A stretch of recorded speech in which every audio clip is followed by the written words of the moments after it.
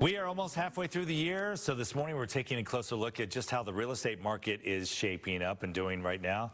Believe it or not, prices are on the rise again, and monthly sales are up. That's according to new MLS data. So Kylie is joining us with more on where prices stand right now and what's expected in the summertime, because summertime is usually pretty slow for the real estate market, but maybe not, Kylie. And in May, they definitely saw an uptick compared to April. If you've been wanting the market to crash so you can maybe buy a home, experts say that's likely not going to happen. So let's take a look at what we are seeing so far this year. We've got everything laid out. After bottoming out in January with the median home price of $410, we've steadily increased. We're at $412 in February, $419 in March, April at $425, and now here in May, the numbers just came out. We're at $435,000, and according to MLS predictions, Valley home sales will increase this month as well. So let's talk about inventory. It is still low across the Valley, but data shows that monthly home sales in the Phoenix metro area are up 21% in the last month.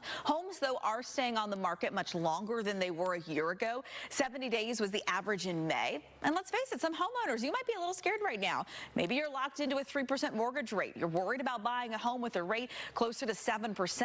Valley real estate agent Trevor Halpern says the Phoenix area is in a seller's market, but seller concessions are happening every day. So if you're wanting to buy, Trevor says you should ask yourself this question. We do expect interest rates to go down, but it's not guaranteed.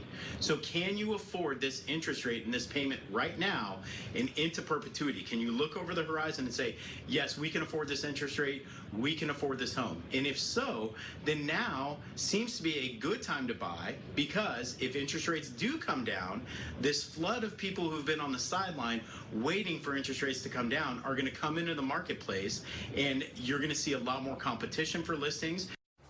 So what if you're hoping to sell? Trevor says you have to price your home well. If your price too high and maybe you haven't spruced it up, it could just sit on the market for days, weeks, months. So be prepared to negotiate and give some concessions to the buyer. Another real estate agent I talked to believes that this is the new normal. I know it's hard for a lot of us to swallow, especially if you've been in the Valley for years. But Scott, when we look back in the last 5 years, the median home price in the Valley 5 years ago at this time was $265,000.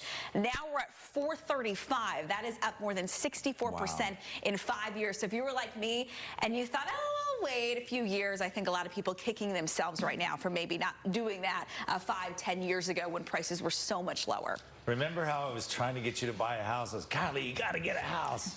I know. No, I'll wait. I know. But the same can be said from this point on. I mean, if you're thinking about it and you're like, well, maybe home prices will come back down, they're probably not going to. And I think that's what a lot of people thought, right? We saw the record highs back last May and June, and prices kind of bottomed out in January of this year, and a steady uptick. This is the highest we've seen so far in 2023 in the Phoenix metro area, at least. I just find our housing market so fascinating. I just love it.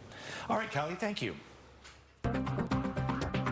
Now, 7:15, let's get you to the office so you can make that mortgage payment, shall we? Live look at